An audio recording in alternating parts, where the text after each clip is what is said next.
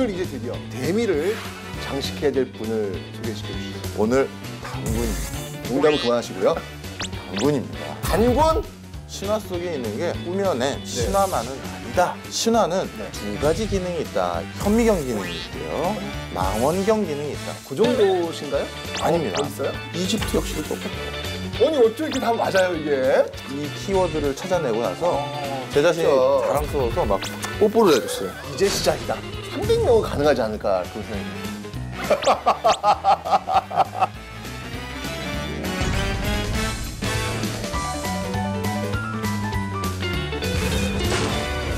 네, 안녕하세요. 한국사 속에 숨겨진 경제학자들, 저는 그 속에 숨겨진 한국사를 알려드리는 최태성입니다. 안녕하세요. 한국사에 숨겨진 경제학자들, 그 속에 숨겨져 있는 경제 원리를 설명해 왔던 박정호입니다. 영원히 진짜 고생하셨어요. 고생하셨습니다. 네, 드디어 마지막입니다. 그러니까요. 네. 정말. 이제 못 빼는 거예요? 아니요, 그건 아닌 것 같고 우리 오늘 이거 잘해가지고 대박 내면 제가 볼 때 이거 저 사실은 맨 처음에 할 때는요 10편씩이나 될까? 역사 속의 경작자 감이 안 오니까 10편씩이나 될까 했는데 제가 지금 순간은 뭐냐면 10편밖에 안 했다. 이제 시작이다. 네, 우리 이거 굉장히 딱 한번 이렇게 딱 매스컴 타면요 자 300명은 가능하지 않을까 그런 생각이 듭니다. 뭐 그 상징적인 숫자시지만요. 진짜 10편은 작긴 했었죠. 더 말씀드릴 수 있는 많은 우리의 그 선조들이 계심에도 불구하고 그러니까요. 그런 아쉬움이 있어서 저희가 이제 회의할 때도 그 한 200명 놓고 지금 막 골랐잖아요. 누구를 해야 되는 거야? 마음속 막. 그런데 그런 것처럼 아쉬움은 큰 것 같습니다. 그러니까요. 정말 감회가 좀 새롭네요. 제가 이제 나중에 우리 한번 정리를 한번 해보겠지만 이 시간 정말 유익한 시간이었다라는 그런 생각이 듭니다.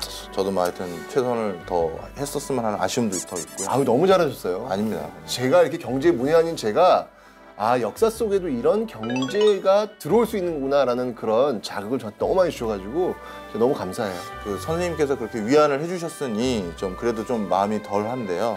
원래는 이 심적 부담이 굉장히 컸었어요. 그러셨을 것 같아요. 이건 진짜 이 좀처럼 있지 않은 시도일 수도 그러니까요. 있고요. 그리고 이게 아무리 우리가 우리 스스로 우리 역사를 따뜻하게 봐야 된다. 사실 그렇잖아요. 뭐 중국은 있지도 않은 역사를 왜곡해서 이게 우리네 역사였다라고 왜곡을 하고 일본도 그러고 있고 이런 상태에서 우리 역사에 대한 참 의미와 부가가치를 더 되살릴 수 있는 사람은 우리 스스로인데 그렇다면 뭐 정말 뭐 너무 주관적이고 편향적이고 그렇다는 건 아니고요. 좀 더 뭔가 좋은 게 있지 않을까 찾아가려는 노력, 그 속에서 진짜 객관적인 진실에 근거한 우리 역사의 참 의미가 나오는 거거든요.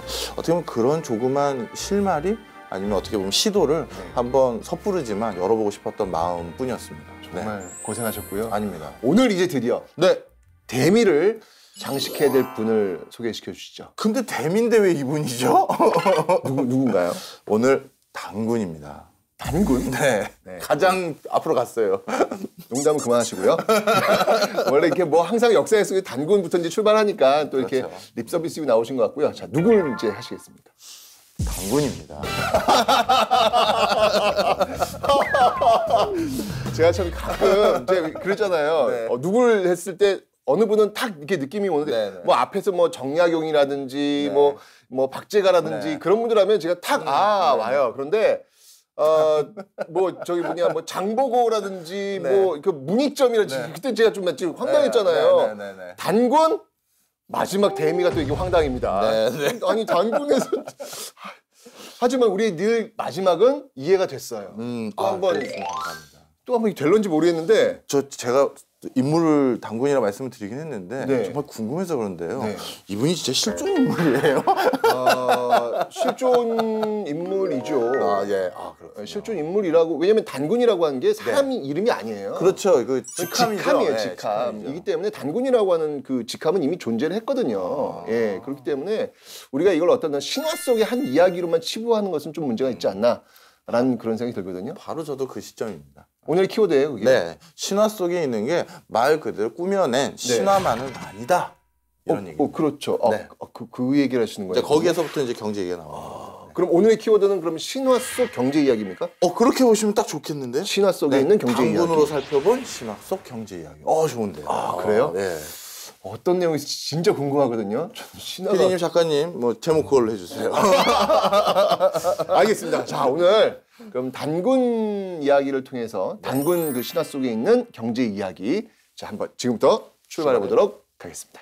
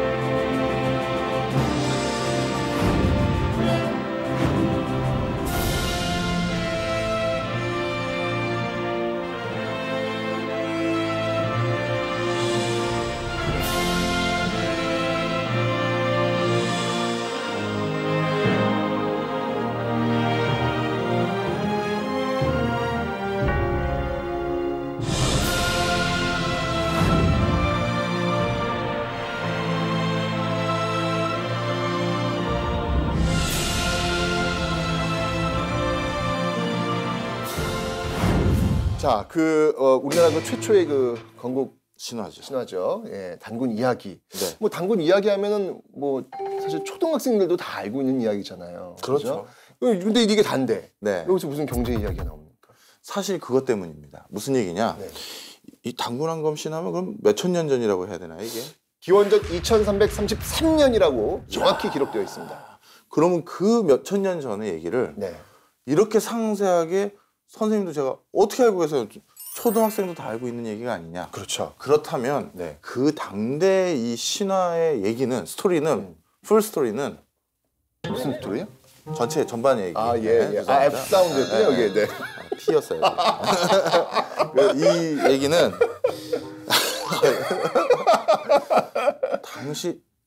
진짜 당시에도 초등학생이 있었다면 초등학교 애들까지도 다 알 수 있는 얘기죠. 그 신화는 네. 그렇다면 이 당시 지배계층이 피지배계층에게 무엇인가 전달하려는 다양한 메시지들, 이런 것들이 담겨져 있는 유효한 수단이다, 이렇게 보시면 될 것 같습니다. 단군 이야기 속에 그런 메시지가 있다? 있죠. 하나씩 한번 좀 분석을 좀 해주시죠. 네, 네. 이제 단군 얘기하기 전에 신화의 전반적인 얘기를 잠깐 하나 짚어볼게요. 네, 좋습니다. 네. 네. 그 신화는 네. 크게 이제 신학자들이 비유를 했었을 때 두 가지 기능이 있다, 이렇게 두 가지 얘기를 기능이 합니다. 있다. 하나는요, 현미경 기능이 있고요. 현미경? 예. 하나는 망원경 기능이 있다. 망원경? 이렇게 얘기를 합니다. 네. 일단 망원경 기능이라는 것은 뭐냐면요, 우리 망원경은 멀리 있는 어떤 우주, 이 세계, 그렇죠. 이런 걸 바라볼 때 그렇죠. 이렇게 쓰는 도구잖아요. 그렇죠. 바로 신화가 그런 그 당대의 우주관, 세계관을 바라보는 하나의 도구일 수 있다는 겁니다. 그 당시 사람들은 이 세상을 어떻게 바라보고 있었고, 자연과 그다음에 지배계층, 피지배계층의 이런 상관관계를 네. 어떤 식으로 설정해서 이해하고 있었는지를 바라볼 수 있는 유효한 도구, 학습 수단, 신화라는 것이죠. 그래서 망원경 기능이 있다는 네. 거고요. 또 한 가지는 현미경 기능이 있다는 거예요. 현미경. 네. 이 현미경 기능은 뭐냐? 현미경은 아주 디테일한 걸 보는 거잖아요. 네. 세세한 거를. 이렇게 세세한 그 당시 삶의 현장, 삶의 모습을 엿볼 수 있는 그 힌트들이 또 신화 속에 있다는 거죠.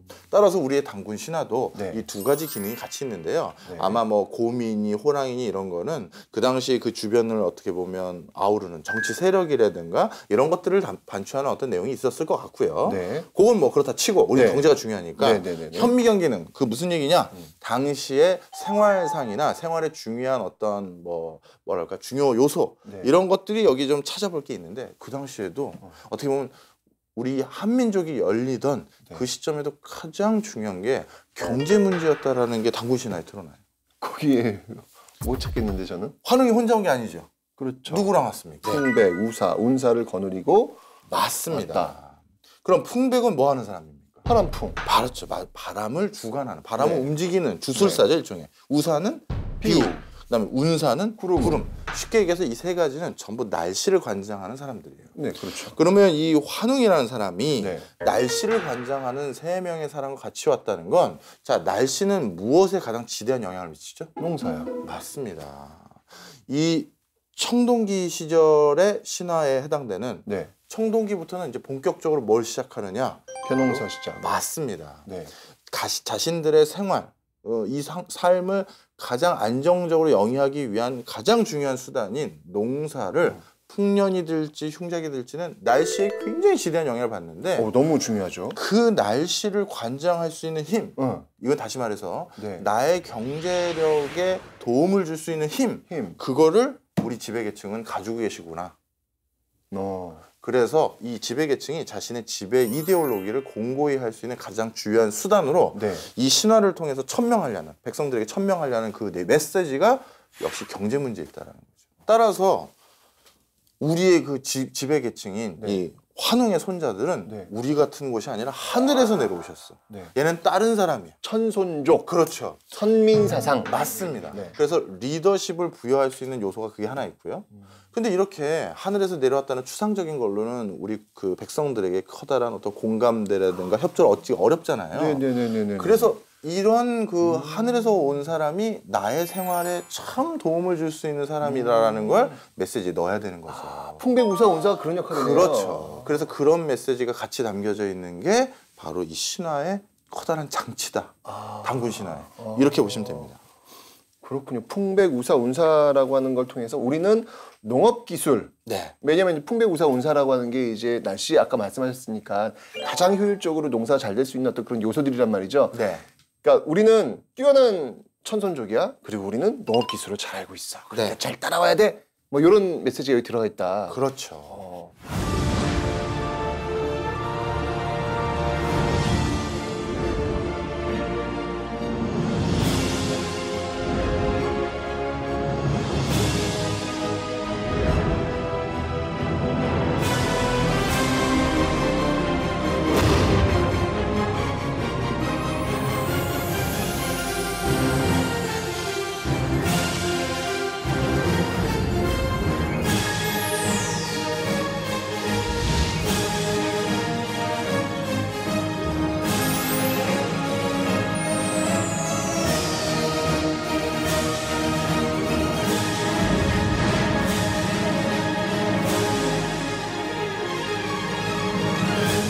그러면 알겠습니다. 지금 아까 그 당군 이야기를 통해 가지고 그랬던 농업, 네. 농업 지배층의 어떤 성격 이런 네. 것들을 살펴봤는데 뭐 그 정도신가요? 아닙니다. 더 있어요? 이게 우리가 이제 여기서 이제 설득력을 배가하기 위해서는요. 네. 야, 이게 진짜 또 당군 신화를 억지 춘향격으로 해석했구나. 네. 이렇게 해버리시면 네. 그 경제를 억지로 끌어다 댔구나. 이렇게 또 오해하시는 분도 계실 거 아니겠습니까? 근데 더 이상 없을 것 같은데. 아니, 그래서 이 설득력을 높이기 네. 위해서 사실 우리가 해외 신화도 같이 봐야 돼. 아 그래요? 네. 아 해외랑 비교를 해본다는 얘기군요. 그렇죠. 그러니까. 왜냐하면 우리가 이건 어쩔 수 없는 게 그 당시 문헌은 정말 적지 않습니까? 단군에 대한 어떤 뭐 여러 가지 문헌들이 있는 건 아니잖아요. 그러다 보니까 그 당시에 그 내용을 해석하는 게 이게 무리수인지 아닌지를 확인하기 위해서는 이번 시간에는 어쩔 수 없이 해외 신화에서도 그렇다면 그렇게 초창기 피지배계층을 선동하기 위해서 경제적인 요소를 중요시해서 넣었는지를 볼 필요가 있다라는 거거든요.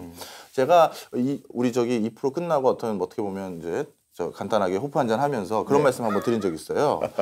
그 경제 문제라는 것이 우리가 하루에서 우리가 살아가는 의사결정의 내용 중에서 거의 대부분의 가장 커다란 결정의 주요 요인이 경제 문제다. 그렇죠. 그러면서 그때 호프할 때도 제가 말씀드렸지만 선생님과 제가 음료수예요, 음료수. 네, 음료수입니다. 알겠습니다. 학생들이 워낙 많기 때문에. 네티즌. 네티즌. 네, 물 한 잔 먹으면서 얘기를 했었을 때 그때도 얘기 드렸지만 선생님과 제가 이렇게 만나게 됐던 궁극적인 이유도 뭐냐? 사실 경제 문제였거든요. 누군가에게 우리가 이런 걸 하자고 고용이 됐었고 뭐 이런 것들이 이제 가장 큰 시발점이었거든요. 고용이 됐다는 표현이 갑자기 좀 묘해지네요. 그런가요? 하지만 뭐 경제적인 어떤 그 관계는 맞는 거니까. 사실 누군가에게 이렇게 우리가 착취를 당하면서 농담이고요. 하여튼 그래서 이처럼 일상생활에서 어떤 행위를 설명하는 가장 유효한 수단이 경제인데 이 당시도 그렇고요. 해외에서도 그랬다는 걸 알 수가 있습니다. 그러면 뭐 해외에 있으니까 먼저 가까운 중국 있잖아요. 중국 신화. 감사합니다. 네. 중국 제가 잘 알고 있죠. 네. 중국의 건국 신화 중에서는 이제 삼황오제. 삼황오제. 네, 삼황오제. 유명하죠. 네, 그럼요. 네. 삼황하면은 우리가 세 명을 지칭하죠. 사실 요 지칭하는 역사서의 방식은 좀 다른 것도 있습니다. 그거 오해하시면 안 되고요. 네티즌 여러분. 수인, 복희, 신농 이 세 개로 지칭을 통상적으로 합니다. 수인, 복희, 네. 신농. 수인은요 불을 관장하고요. 그렇죠. 그다음에 복희는 금을 즉 어업이죠. 네. 그다음에 신농이 바로 쟁기를 발명한 사람이라고 지칭을 합니다. 농사겠네요. 네, 그렇죠. 즉 여기 뭐냐? 중국의 건국 신화에도요. 혼자 온 것이 아니라 내가 너희들을 아주 슬기롭고 평화롭게 살기 위해서 돌아왔는데 나 혼자 온 게 아니고 내가 누굴 데려갔느냐? 쟁기를 발명한 신농을 데려왔다. 그 다음에 그물을 만들어서 고기를 잡을 수 있는 방법을 만들어낸 복희를 데려왔다. 바로 지극히 경제 문제와 부합되는 사람들만 데려갔다라는 걸 언급한 거예요. 그러면 이거는 당군 이야기의 풍백우사 운사 그런 기능이네요. 맞습니다. 똑같은 거죠. 그러니까 내가 군사를 데리고 왔으니 니네 무조건 날 따라야 돼 이런 강압적인 것도 아니고요.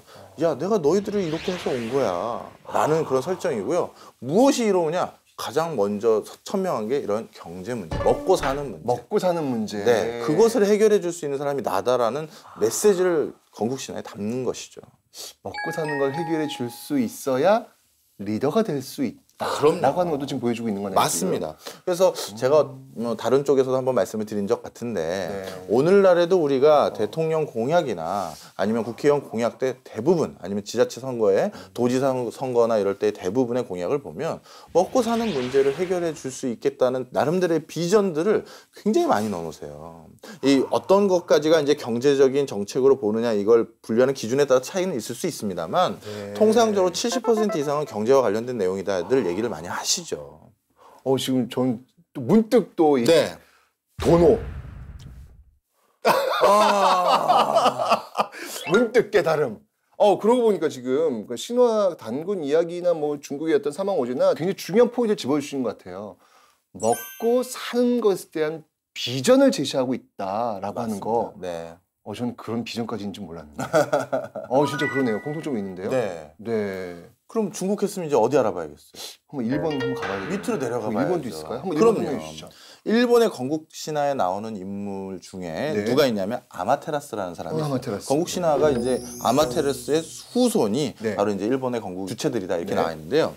이 사람들이 그럼 뭐 하는 사람들이냐? 인간에게 별을 가져다 주면서 농사 짓는 법을 가르쳐 준 사람이 그 사람들이라고 보여요. 별을 또 가지고 와서 역시 또 먹고 살 수 있는 하나의 방법을 알려준 사람이 바로 우리 지배계층이야.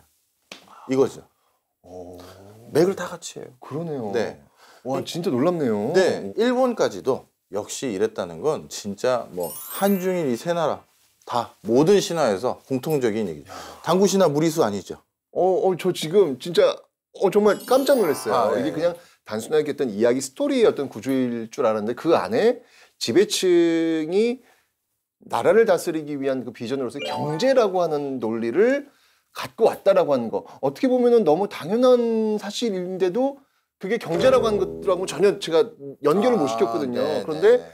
듣다 보니까 이게 진짜 굉장히 중요한 개념이 경제, 당연히 경제 탁탁 들어가 있는 거구나 라는 걸 또 알게 되네요. 네네. 그럼 뭐 다른 혹시 좀 더 멀리 가서 우리가 알고 있는 뭐 이집트나 뭐 그런 데도 있나요? 천만 다행입니다. 이집트까지 알고 있었거든요. 그래요? 이집트는 정말 어떻게 될까? 감사합니다. 뭐 저기 뭐 바이킹의 신화 오딘 뭐 이런 거 하면요 아직 거기까지 공부를 못 해가지고 몇 개가 있는데. 그래요? 정말 감사합니다. 아니 그 공통점들을 진짜 하나씩 다 찾아볼 수 있을 것 같아요. 진짜 있어요. 진짜 있어요. 그래요? 또 이렇게 얘기하면 이건 동북아시아 3국이 비슷한 문화권에서 건국 신화도 유사해서 이런 거 아니니? 너 또 자꾸 이런 식으로 또 우리 현혹할래? 이렇게 오해하실 수가 있는데 이집트 역시도 똑같아요. 이집트의 건국 신화를 한번 보시죠. 네. 여기는 이제 다신이 등장합니다. 그러니까 여러 신들이 등장하는 건국 신화를 가지고 있어요. 이 중에서 가장 최고의 신으로 추앙받는 사람의 이름이 오시리스라는 사람. 오시리스. 네. 그럼 이 오시리스가 또 뭐 하는 사람이냐? 자, 다신교이기 때문에 그 각각의 신들이 관장하는 일들이 있어요. 네. 그런데 그 신들 중에서 가장 상위에 있는 신, 이 오시리스가 관장하는 일이 바로 경제 활동입니다. 경제활동. 네, 오시리스는요 자연의 신이에요. 그래서 이 사람이 뭘 했다고 신화에 언급이 되어 있냐면 식물이 수확시에 죽었다가 이제 네. 우리가 농사를 다지면 네. 죽잖아요. 네. 죽고 났는데 다음 해 이게 갑자기 새싹이 돋으면서 다시 살아나잖아요. 네. 그런 현상을 일으키는 신이 바로 얘 때문이다라고 언급을 합니다. 생명을 부여하는 거예요? 그렇죠.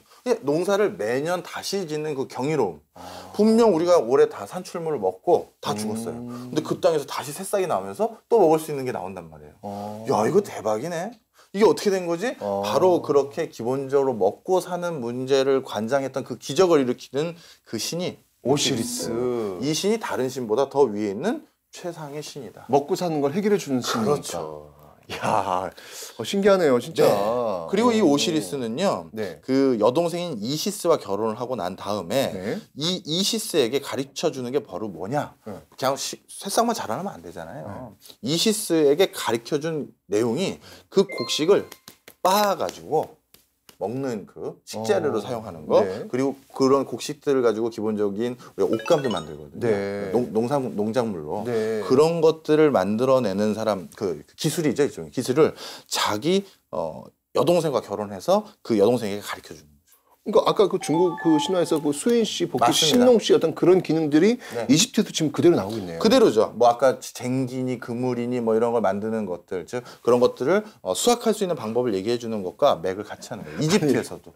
그럼 혹시 이 당시에 네. 이 정상회담을 개최해서 귀신! 그 생각을 못했네. 우리 신화 얘기할 때 이렇게 하자. 이거 아니 어떻게 이렇게 다 맞아요 이게? 진짜 신기하네요. 이 신화 속의 이 키워드를 찾아내고 나서 제 자신이 진짜. 자랑스러워서 막 뽀뽀를 해줬어요. 아니 그러셔야 될 것 같아요. 왜냐면 저도 지금 네. 듣다 보니까 네. 야 정말 신화의 어떤 그런 경제 논리라고 하는 것들이 이렇게 자연스럽게 다 들어가 있구나라고 하는 것. 국가의 출발 단계에서부터 이런 이야기가 나온다는 얘기는 정말 그 경제라고 하는 것들이 아주 우리가 떨어져 있는 어떤 그런 것들이 아니라 바로 우리의 삶 출발에서부터 출발했다라고 맞습니다. 하는 것들을 지금 보여주고 있는 것 같아요. 맞습니다. 정말 중요한 얘기 해주셨어요. 참 신기하네. 경제는 진짜 우리 삶이 태어난 그 순간부터 네. 우리하고 곁에 있고요. 그러한 것들을 그럼 어떻게 잘 해결해 왔는지를 벌써 아니면 어떻게 중요시 여겼는지를 바로 이런 신화에서부터 우리가 알 수가 있죠. 그래서 우리는 경제는 발명이 아니라 발견에 가깝다. 경제 이론들은.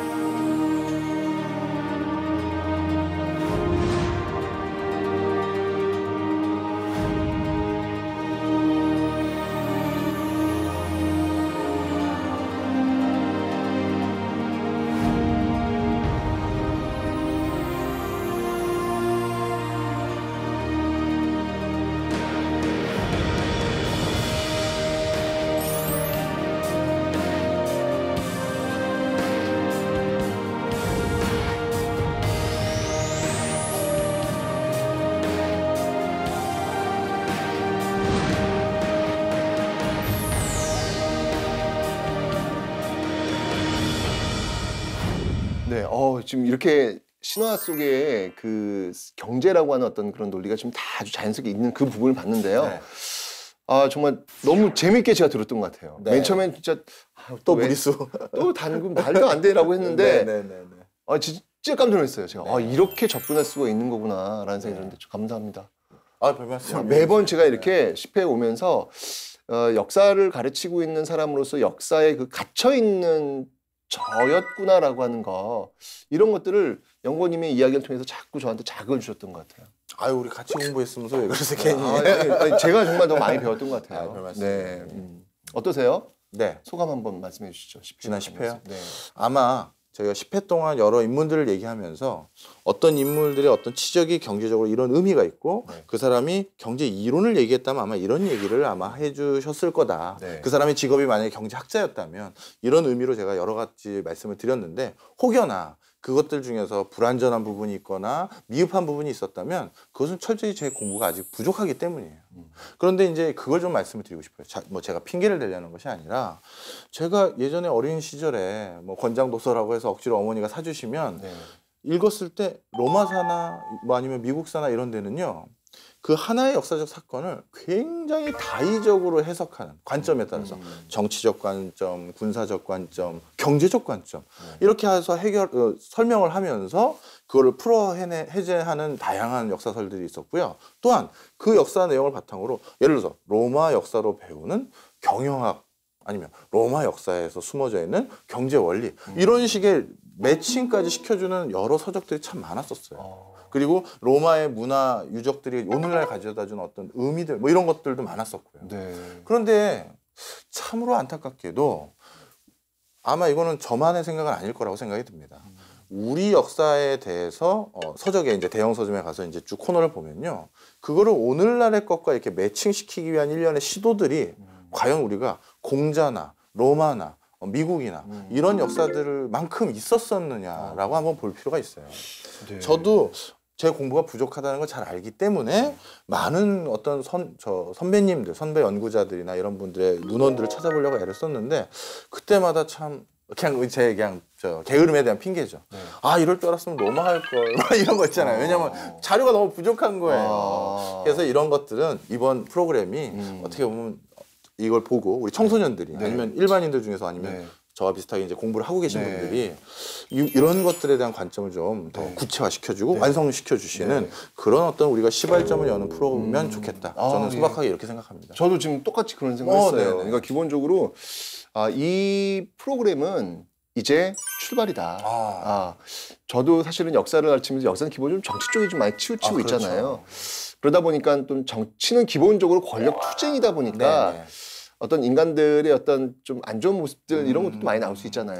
근데 그런 것들만이 있는 게 아니라 이런 경제라고 하는 측면에서 또 한번 바라보니까 우리 경제학자들 이렇게 보면 참 자랑스러운 어떤 그런 모습들. 그 당시에 정치적으로 참 안 좋았지만 경제적으로 저런 어떤 따뜻한 시선을 보여주는 어떤 그런 사람들의 이야기들. 좀 더 역사를 바라볼 수 있는 지평을 좀 더 넓힐 수 있고 또 바라보는 관점도 좀 더 따뜻하게 접근할 수 있구나 라고 하는 어떤 그런 부분을 얻었거든요. 감사합니다. 네, 그래서 아까도 얘기했지만 이게 우리가 그냥 일회성으로 소비되는 그냥 끝 이런 게 아니라 제 바람이 있다면 이런 분야도 하나의 당당한 학문적 하나의 분야로서 좀 자리를 잡고 계속해서 좀 연구를 좀 했으면 좋겠다라는 그런 생각이 들더라고요. 저도 딱 좋은 것 같아요. 너무 유익했던 어떤 그런 시간이 아닌가라는 생각이 듭니다. 시작은 미미하였으나 나중은 창작이라 그렇게 됐으면 좋겠습니다. 네, 저도. 자, 오늘 우리가 이 단군 속 신화 이야기 속에 숨겨있는 경제라고 하는 것들로 지금 대미를 장식하려고 합니다. 한번 마무리 한번 단군 이야기로 한번 좀 해주시죠. 지금 우리나라의 가장 큰 당면 과제 중에 하나가 신성장 동력의 부족. 뭐요? 신성장 동력의 부족. 예를 들어서 한동안에는 어떤 산업으로 살아왔고 이제 뭐 자동차나 뭐 IT 쪽으로 우리가 또 이제 뭐 또 한 번 거듭났고 조선도 했었고 철강도 했었고 이렇게 했는데 자, 그런 것도 계속 잘 돼야 되지만 다음번에 우리나라의 새로운 한 번에 또 한 단계 뛰어넘는 어떤 성장을 보이기 위한 새로운 먹거리 분야, 새로운 산업 이것을 누군가가 이제 비전을 제시를 해줘야 되거든요. 아니면 우리 스스로 그런 비전을 찾아야 되는가. 그랬을 때 당군이 어떻게 보면 피지배계층에게 농업이라는 가장 중요한 산업을 일으킬 수 있는 그 방법을 내가 알고 있어 라고 하면서 규합했고 같이 나라를 이끌어 갔잖아요. 그런 것처럼 만약 누가 당군이 오늘 왔다면 바로 그 제2의 뭐 삼성전자 아니면 제2의 현대자동차, 제2의 포스코 이런 거와 같은 또 다른 커다란 산업을 일굴 수 있는 어떤 운배우사 이런 사람들 데리고 왔습니다. 얘기해 주지 않을까. 새로운 어떤 지금 아까 말씀하신 새로운 어떤 성장할 수 있는 어떤 그런 동력이 될 수 있는 그런 방법, 노하우 이런 것들을 딱딱딱 언제 오실까요? 곧 오겠죠. 알겠습니다. 그런 거 보니까 이 단군 이야기, 단군의 그 철학 중에 제일 중요한 게 뭐냐면 홍익 인간이라는 게 있잖아요. 홍익 인간의 뜻이 뭐냐면 널리 인간을 이롭게 하라. 그냥 우리가 쉽게 하는 이야기지만 우리가 이렇게 경제를 공부하면서 널리 인간을 이롭게 하라라고 하는 그 말 그 자체가 경제학의 정의가 아닐까. 정확한 말씀이세요. 그 경제학에서 그 떠받들고 있는 명언이 하나 있습니다. 뭐냐면 냉철한 이성과 따뜻한 감성으로 경제 정책을 만들고 경제를 바라봐야 된다는 그런 내용들이 있어요. 바로 이것도 에민사상이죠. 홍익인간 정신일 수 있어요. 경제를 우리가 아무리 경제는 돈에 대한 얘기일 수도 있고 어떻게 보면 이해타산적인 얘기일 수도 있는데 그 속에서 인간을 놓으면 안 된다라는 가르침을 대경제학자들이 많이 하시거든요. 이분도 그렇게 경제를 가지고 오셨지만 그 뒤에는 그것을 단순히 피지지배계층을 이렇게 막 이런 게 아니라 정말 그 사람들을 같이 더불어 살 수 있는 애민정신, 홍익정신이 같이 있는 것 같습니다. 하여튼 이 단군의 이야기를 통해 가지고 우리가 이제까지 10회 동안의 어떤 그 모든 이야기를 정리할 수 있지 않을까라는 생각이 듭니다. 그러니까 우리의 삶이 곧 경제고 또 그 삶 속에서 인간을 놓치지 않고 널리 인간을 이롭게 하는 것, 바로 그것이 건강한 경제 활동일 수 있겠구나 라는 것들을 정리가 되는 것 같습니다. 자, 우리는 여기서 끝냈지만 저는 분명히 확신한다. 우리는 시즌2가 있을 겁니다. 아까 저기 한 300명 된다 그랬잖아요. 지금 10명 했으니까 지금 290명 남아있는 거예요. 그때까지 더 연구해서요. 더 좋은 프로그램을 갖고 만나기를 바라겠습니다. 그리고 인터넷에 잘 찾아보면 디렉터 컷이 있습니다. 꼭 찾아보시기 바랍니다. 이제까지 정말 고생하셨고요. 시즌2에서 꼭 뵙겠습니다. 네, 감사합니다. 감사합니다.